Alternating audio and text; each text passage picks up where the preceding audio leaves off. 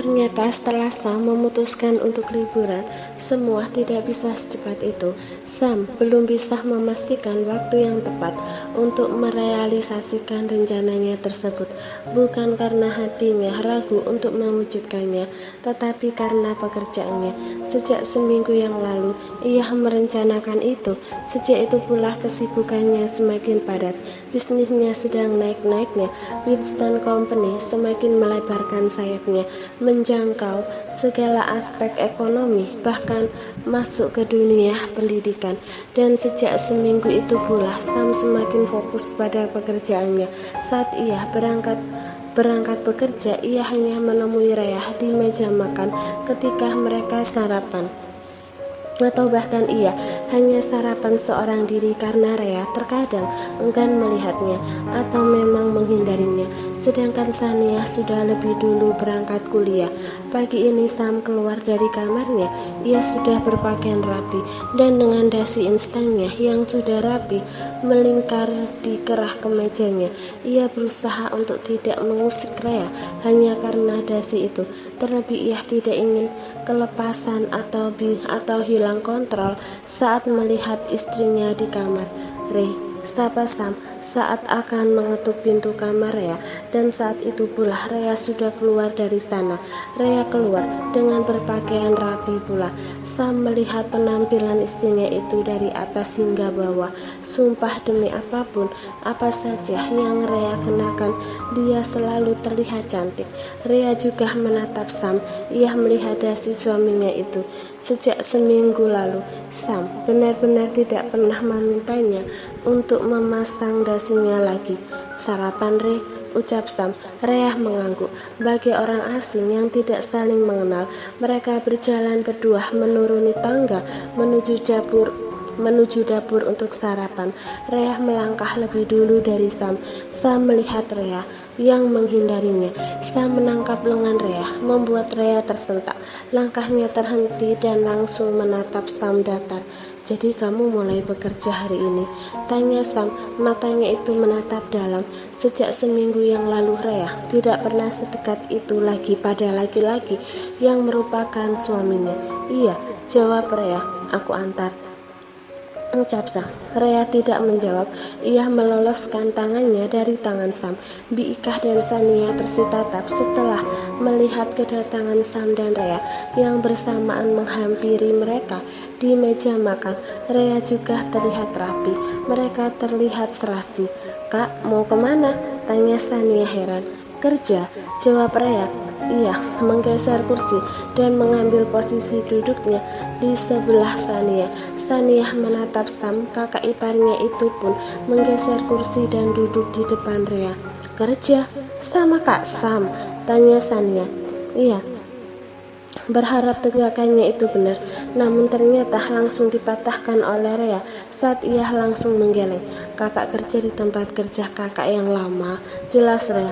Shania kembali menatap Sam. Apa kakak iparnya itu benar-benar mengizinkan kakaknya itu untuk bekerja? Sam menelan ludahnya. Ia pun mulai makan. Maksudnya kenapa kakak Rhea kerja? Tanya Shania lagi. Kakak kamu yang mau, mungkin dia bosan di rumah, jawab Sam menatap Rhea. Rhea terdiam. Ia pun makan dan mengabaikan pertanyaan Shania yang pasti heran dengan dirinya. Shania pun akhirnya diam. Dia tidak mungkin bisa memaksa kakaknya dan juga melarangnya. Ia tidak ingin kakaknya itu stres. Kalau dia ingin seperti itu ya sudah. Shania pun pasrah.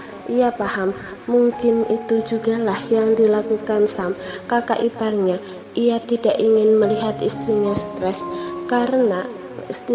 setelah semuanya. Bika pun duduk bersama mereka, sarapan bersama. Tuan Sam belakangan sibuk ya? Bibi perhatikan semakin sering ke kantor dan pulangnya juga tepat waktu, bahkan kadang malam, tanya Bika. Rhea mendengar pertanyaan Bika. Ia pun tahu hal itu karena laki-laki itu memang tidak pernah lagi sibuk mendatanginya ke kamar, tidak pernah mengusiknya lagi.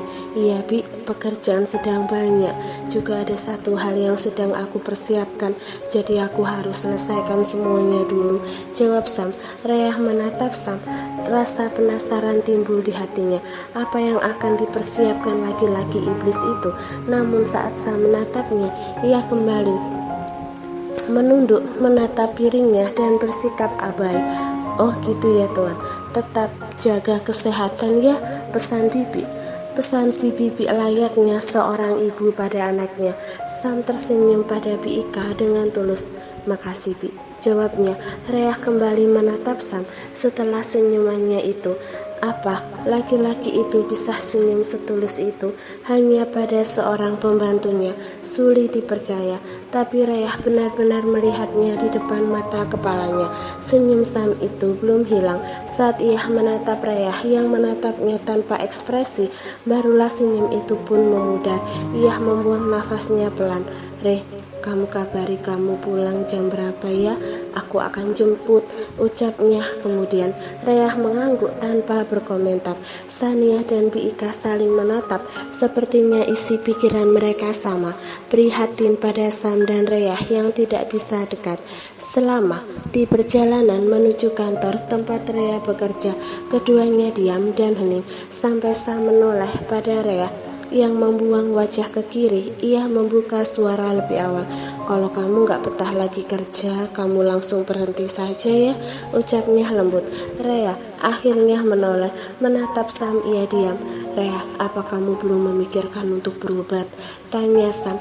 Reyah menatap Sam. Hubungan badan keinginan bukan hal utama di dalam hidup kan? Balas Reyah. Sam menelan ludahnya. Iya, aku tahu, tapi kalau semakin dibiarkan, kamu bisa benar-benar kehilangan rasa. Jelas Sam. Reyah terdiam. Oke, mungkin kamu belum siap, tapi aku akan selalu ada untuk membawamu dan kita berdua konsul bersama-sama. Jelas Sam lagi. Reyah menghela nafas. Ia tidak bisa membohongi hati. Sudah banyak artikel dan beberapa kasus yang dia baca setiap malam. Tidak sedikit yang mirip seperti dirinya. Banyak yang mengalami hal yang sama. Bukan Reyah mengabaikan, dia selalu kepikiran. Tapi bersama Sam, dia bahkan tidak mempercayai suaminya sendiri. Aku turun di sini, ucap Reyah saat beberapa ratus meter lagi kantornya itu sudah sampai. Aku akan antar sampai ke dalam, ucap Sam. Gak perlu, aku tinggal jalan saja, tolak Reyah. Sam tidak ingin memaksa. Bukankah salah satu yang membuat Reyah seperti itu adalah tekanan? Ia tidak ingin memaksa Reyah untuk selalu mengikuti ucapannya, meskipun ia selalu berusaha memberikan pilihan yang terbaik. Sam menatap Reyah yang berjalan setelah keluar dari mobil dan meninggalkannya menuju kantor itu. Ia menghela nafas. Andai Reyah menerima tawarannya sebagai sekretaris pribadinya, mungkin Sam akan merasa semakin lega dan tenang karena setiap hari ia akan bersama dengan istrinya.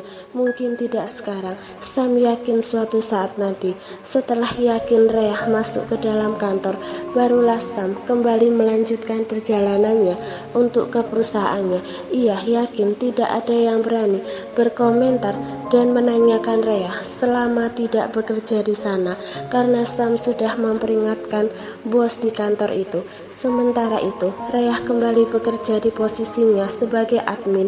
Kini ada 2 admin di sana. Admin baru pengganti dirinya setelah dia dipecat beberapa bulan lalu, dan sekarang dirinya harus belajar banyak dari rekannya tersebut. Padahal itu juga adalah ulah Sam.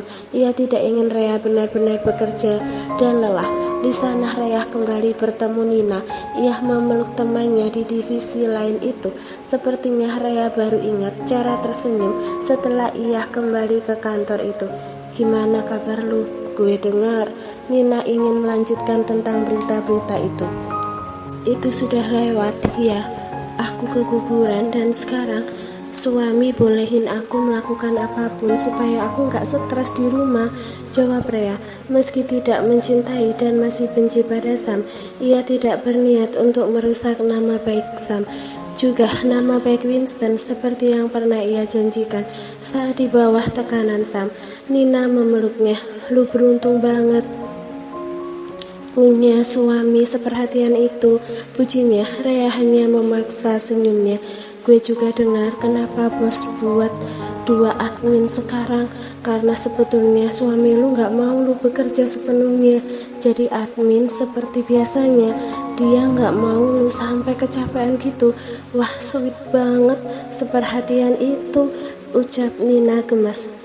Apa? Tanya Rayah terbata-bata. Sam mengatur itu untuk dirinya.